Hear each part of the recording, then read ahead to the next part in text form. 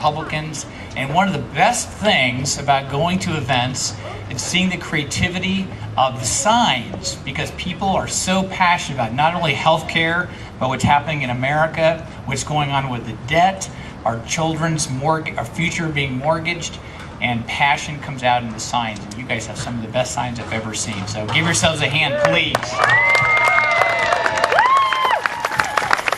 As Janet said, I have a day job. So for better or worse, I'm a lawyer. You can tell I'm the only person here in a white shirt and tie. So I guess I should have just a big sign around myself. Maybe next time I'll take the tie up, Janet. That would be good. Thank you for that kind introduction. This is one of my favorite counties, Napa. I'm the chair in the next door county, Yolo, and I live in the Delta. So our grapes are combined with your grapes and win lots of medals all around the world. So that's a wonderful thing. I also live in the southernmost community in the Delta, in the most, I've seen virtually all the districts in the United States, congressional districts, in what I think is the most gerrymandered district in the country. This congressional district here runs from my community south of Sacramento to the Oregon border. And it demonstrates what people will do to keep power. Yep. What people will do to keep power, they will run lines wherever they need to be run and drawn in order to keep power. So here in Napa and in my community, in the same congressional district in Del Norte County at the Oregon border, Smith River, that's the northernmost community, are all in the same congressional district. So I'm not sure what Smith River has in common with the Delta where I live, but I know we have the same congressional representative, and it's just one of those things of many, many things that just not quite right about how the Democrats, what they'll do to keep power. So you guys are here today in the hot sun, and I won't sit here and talk a long time because your questions are the most important. I'm not sure that I'll be able to answer every single one, but I'm assured that everything will happen that needs to happen to get questions answered in the fastest and most timely manner possible. Just so you know a little bit about what I am, besides I'm the Republican chair in Yolo County, and as Janet said, I'm also the president of the Republican Chairman's Association. So I tell people I only have 57 constituents that I have to be concerned with, but those constituents include the chairs of the largest county in the country, LA, and other large counties in the state of California. So it's a lot of fun. Those people are selfless, they're not paid, they're volunteers, like Janet's a volunteer, and like you were volunteers. Healthcare is what we've seen a little bit on the news, more than a little bit. And if you go to Rasmussen.com, that's one of the major polling companies in the country, they have a great daily tracking poll, and that's a presidential tracking poll. And it measures the difference between those who strongly support Obama and those who strongly do not support Obama. So the strongly approve compared to the strongly disapprove. And on the day after the inauguration, the gap between those two numbers was in the 30s, plus 30. That meant that about 30% more people strongly approved Obama than strongly disapproved Obama. Today, that this is updated every single day. Today that number is minus 11. Yeah! Minus 11. Yay! That is a precipitous fall. We're just barely over 6 months into this term, and already the number of folks that disapprove exceed the folks who strongly approve by 11 points. That's amazing. You have to work hard to move that much. You really have to work hard. So we've seen things like the gradual socialization of America. You see the mortgaging of our children's future with debt. Let me talk about debt for a little bit. I have a great person on my central committee in YOLO who does investments.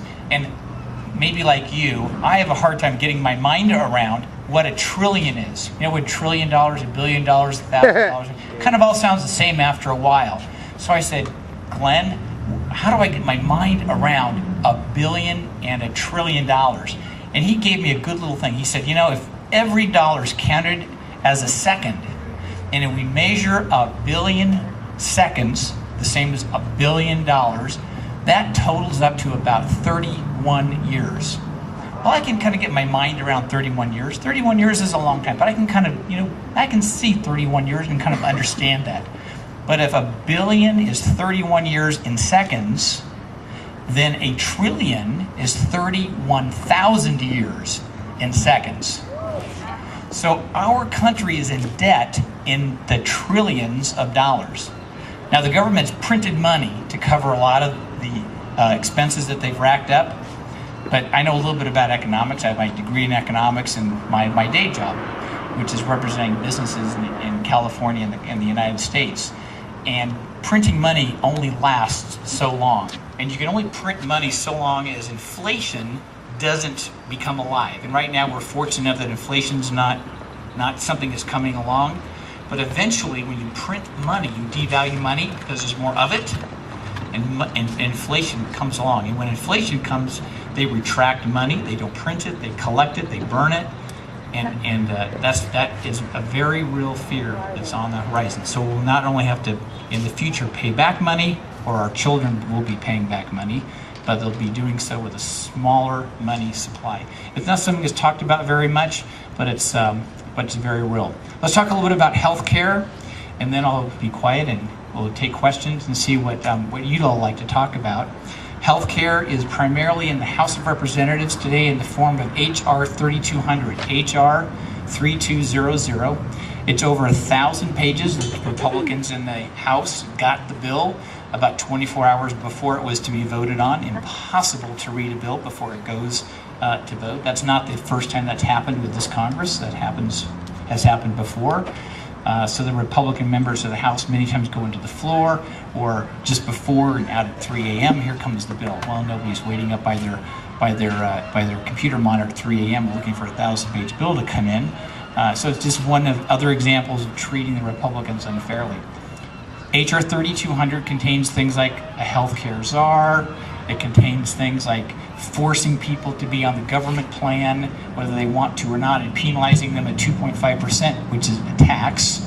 If they aren't, they don't sign up for the plan, and some other rather draconian things. I know Janet has put out an op-ed that goes over some of the details of the health care. Hopefully that gets published soon, and you all can read about it.